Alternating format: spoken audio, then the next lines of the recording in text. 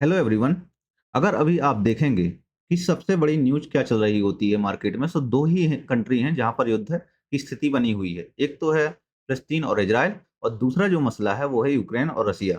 तो ये दोनों ही मसले बहुत ज़्यादा कॉम्प्लिकेटेड हैं, लेकिन अभी हम फ़लस्तीन और इज़राइल के मसले को समझते हैं। पहले स्थिति क्या है कि जो अभी इज़राइल और फ़लस्तीन का मसला है, इसमें फ़लस्तीन को जो यूरोपियन कंट्री हैं और कुछ और कंट्री हैं जैसे कनाडा, ऑस्ट्रेलिया, इसके अलावा यूरोपियन कंट्री में देखा जाए तो ब्रिटेन, फ्रांस, बेल्जियम और भी ऐसी कंट्रीज़ हैं जो कि फ़लस्तीन को स्टेट के रूप में दर्जा देने के लिए जा रही हैं। अब एक इसमें टू स्टेट सॉल्यूशन वाला मसला आता है, तो हम टू स्टेट सॉल्यूशन के मसले की बातचीत करेंगे।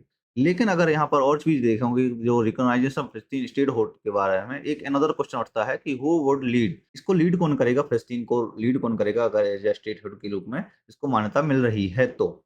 इसके अलावा क्या होता है कि इज़राइल के पक्ष में पहले बहुत सारी कंट्रियाँ थीं, है ना? सारे के सारे लोग थे इज़राइल के पक्ष में थे कि भाई हमास ने हमला किया हुआ है।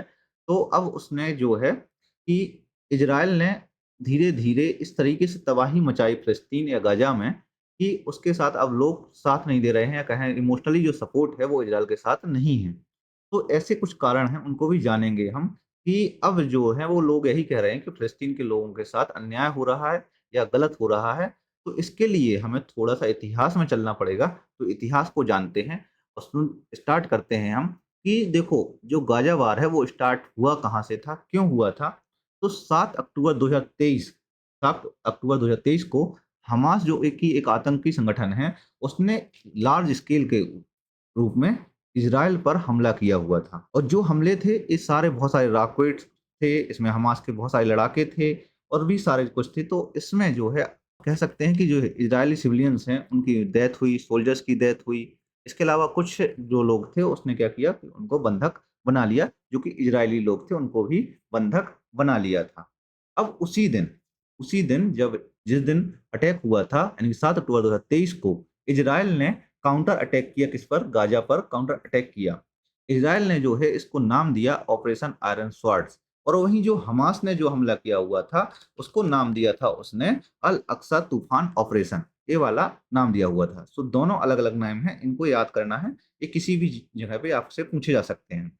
अब इसमें 2 सबसे बड़े प्रश्न उठते हैं कि जब ये सारा कुछ हो रहा है कि जैसे उसने एयर स्ट्राइक स्टार्ट कर दी, ग्राउंड ऑपरेशन सब कुछ स्टार्ट कर दिया इज़राइल ने। तो इसमें जो 2 सबसे बड़े प्रश्न सामने आते हैं कि जो वॉर स्टार्ट हुआ था, हमास ने जो वॉर है वो क्यों स्टार्ट किया हुआ था? तो उसने कुछ रीज़न बताए कि कारण बताए। तो सबसे पहला कारण उसने बताया कि जो कई समय से यहाँ पर फिलिस्तीनियों के समय पर जो इज़राइली कार्यवाही है वो चल रही थी। इसके अलावा कहें यरूशलेम में जो अल अक्सा मस्जिद है उसके आस-पास भी टेंशन बनी रहती है। इसके अलावा गाज़ा को उसने ब्लॉकेड किया हुआ था। के अलावा अगर देखा जाए अंत में तो जो इज़राइली सेटलमेंट्स हैं वो एक्सपेंशन हो रहा था कहाँ पर? वेस्ट बैंक में। तो ये 4 कारण उसने मुख्यतः गिनवाए कि इसकी वजह से मैंने यानी कि हमास ने हमला किया हुआ है। वहीं जो इज़राइल ने इसमें रिस्पॉन्स में बोला कि ये वाला जो अटैक है, ये 9/11 जैसे मूवमेंट जैसा है। इसको किसी भी हाल पर टॉलरेट नहीं किया जाएगा। ये सही भी है कि अगर मान लो किसी भी देश पर इतनी भयंकर वाला मतलब आक्रमण हो जाता है, तो सिंपल सी बात है वो प्रतिक्रिया तो करेगा। इज़राइल तो वैसे भी ठीक-ठाक प्रतिक्रिया करना जानता है। तो उसकी नागरिकों की क्षति हुई और जब नागरिकों की क्षति हुई और बहुत सारे लोगों की डेथ हुई, तो कुल मिला के इज़राइल ने उस पे काउंटर अटैक किया और उस पर हमला किया। अब इसमें आप यहाँ पर देखोगे कि अब अभी वर्तमान की स्थिति देखी जाए, तो जो इज़राइल द्वारा आक्रमण किया गया था या जवाबी कार्रवाई प्रारंभ की थी, इसमें अभी तक जो डेथ्स जो है लगभग 65,283 लोगों की डेथ हो चुकी थी। यही मुख्य वजह है, यही जो है एक मुख्य वजह है जिसकी वजह से जो बहुत सारे देश हैं और बहुत सारे लोग हैं, उसके जो कहें इमोशनल सेंटिमेंट्स हैं, वो फ़िलिस्तीन के साथ जुड़ गए या गाज़ा के लोगों के साथ जुड़ गए। इसमें से अगर देखा जाए तो लगभग जो अभी प्रेज़ेंट में देखा जाए, इसमें बहुत सारे लोग इंजर्ड भी हो चुके हैं और इसमें 18 मार्च को सीज़ फायर भी हुआ था, जिसका भी उल्लंघन किसने किया? इज़राइल ने किया, उसको तोड़ दिया था, कह सकते हैं इस बात को। अब इज़राइल का प्रयास ये है कि इस पे फुली कंट्रोल लिया जाए और उसको जो इज़राइली रीसेटलमेंट है, वो किया जाए यहाँ पर किसी भी प्रकार से कहाँ पर? गाज़ा में। तो बेंजामिन नेतन्याहू हैं, उन्होंने इसके लिए प्लान बताया कि जो गाज़ा सिटी पर है, उसको कंट्रोल लेना पड़ेगा किसी भी पर। तो इसमें जो इंटरनेशनल स्तर पर है उसकी निंदा हुई बहुत सारी। इसमें कह सकते हैं इंक्लूडिंग यूनाइटेड नेशन ने भी कहा। तो ये बहुत सारी प्रॉब्लम्स स्टार्ट होने लगी यहाँ पर। इंटरनेशनल कोर्ट ऑफ जस्टिस को भी इसके बीच भी आना पड़ा और भी चीज़ें यहाँ पर ओ आई, प्रॉब्लम्स होने लगी। तो इस बीच में नेतन्याहू का जो ऑफिस है उसने डिटेल या इसके बारे में प्लान रिलीज किया कि उसने 5 ऑब्जेक्टिव बताए, 5 ऑब्जेक्टिव बताए कि जो यहाँ पर हम गाज़ा सिटी को कंट्रोल में लेंगे, इसकी वजह कैसे होगी, इसको कैसे हम एग्ज़ीक्यूट करेंगे। तो सबसे पहला उसने बताया कि जो डिसआर्म्स हमास, हमास को जो है वो निशस्त्रीकरण करना किसी विस्तार पर। इसके अलावा secure the return of all hostages, जो भी जिन लोगों को बंधक बनाया गया था, उनकी किसी प्रकार से सुरक्षित वापसी सुनिश्चित हो। इसके अलावा डीमिलिटराइज़ द स्ट्रिप, अगर इसमें ये कह सकते हैं कि जो विसैन्यीकरण करना गाज़ा स्ट्रिप में, वहाँ पर कोई भी सैन्य ना मिले, वहाँ पर कुछ भी ऐसा ना हो जो कि इज़राइल के लिए खतरा उत्पन्न करे। इसके अलावा कह सकते हैं take security control of the territory, कुछ मिला के वहाँ की जो सुरक्षा स्थिति है उसको कंट्रोल में लेना, अपने हाथों में लेना। And established an alternative civil administration, मतलब वहाँ पर एक वैकल्पिक नागरिक प्रशासन स्थापित करना, जो कि ना ही हमास होगा और ना ही फिलिस्तीन अथॉरिटी होगी। ये दोनों नहीं होंगे, एक नया नागरिक प्रशासन वहाँ पर स्थापित किया जाए। अब आते हैं वर्तमान की स्थिति पर कि टू स्टेट सॉल्यूशन है क्या? इतनी चर्चा क्यों है? या चल रही है और भारत की स्थिति इसमें है क्या? So basically two state solution simple सा है कि इसमें 2 स्टेट हैं, एक है इज़राइल और दूसरा है फिलिस्तीन। इन दोनों को मान्यता देना है किसी भी प्रकार से। तो 2 स्टेट हैं, जो सीमा का निर्धारण होगा वो सिंपल सा है। 1967 में जो वॉर हुआ था, 6 डे वॉर हुआ था, उस सीमाओं के आधार पर होगा। और यहाँ पर आप देख सकते हैं ग्रीन लाइन दिखा रही है, जो ग्रीन सीमा है सारा कुछ, इसके आधार पर ये सारा कुछ होगा। अब इसमें यहाँ पर देखे जाए जो फ़िलिस्तीन के जो हिस्से होंगे, जैसे वेस्ट बैंक हो गया, गाज़ा स्ट्रिप हो गया और ईस्ट यरूशलेम है, ये 3 हिस्से हैं जो ये फ़िलिस्तीन के हिस्से में होंगे, ये 1967 के आधार पर होंगे। अब इसमें प्रॉब्लम क्या है कि जो बहुत सारे स्टेट हैं, वो वन स्टेट सॉल्यूशन को स्वीकार करते हैं। वहीं बहुत सारे देश, मतलब जिसमें से 147 लगभग 150 देश हैं, वो क्या है, टू स्टेट सॉल्यूशन को स्वीकार करते हैं।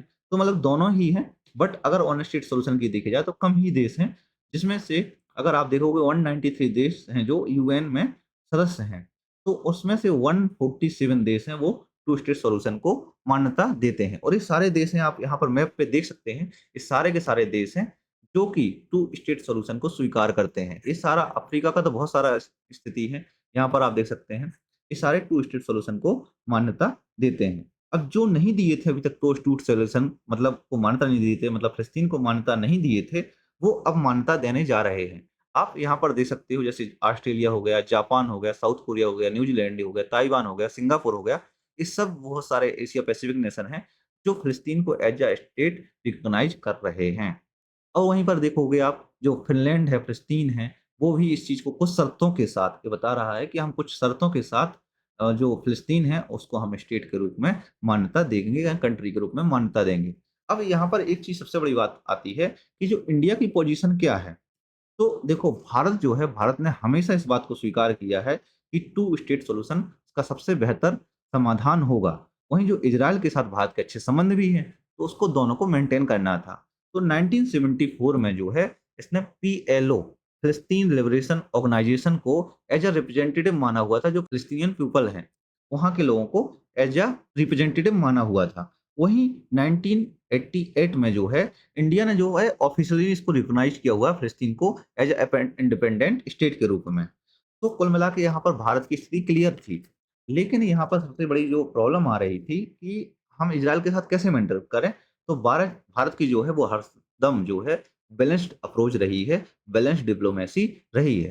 तो इंडिया के जो है सपोर्ट्स किया फ़िलिस्तीन को, इंक्लूडिंग वोटिंग जो है, वो वोटिंग क्या करता है, टू स्टेट सॉल्यूशन के रूप में करता है यूनाइटेड नेशन में, भारत ने। वहीं जो इज़राइल के साथ सेम टाइम पे उसको स्ट्रॉन्ग जो है डिफेंस एंड टेक्नोलॉजी टाइज़ भी हैं इज़राइल के साथ में। तो बैलेंस्ड पॉलिसी अपनाता है, जैसे उसका सिंपल सा है, जो फ़िलिस्तीन है उसके अधिकारों की रक्षा हो और वहीं जो इज़राइल के साथ है उसकी सिक्योरिटी मैनेजमेंट हो। सो कुल मिला के इस प्रकार से उसने बैलेंस्ड पॉलिसी अपनाई हुई थी भारत ने। यहाँ पर एक चीज़ सबसे बड़ी बात आती है, आगे की बात की जो भी की स्थितियाँ हैं, सो अगर आपको नेक्स्ट वीडियो है, सो नेक्स्ट वीडियो भी आएगी जब कभी, तो उसमें आगे की स्थितियों पर चर्चा होगी।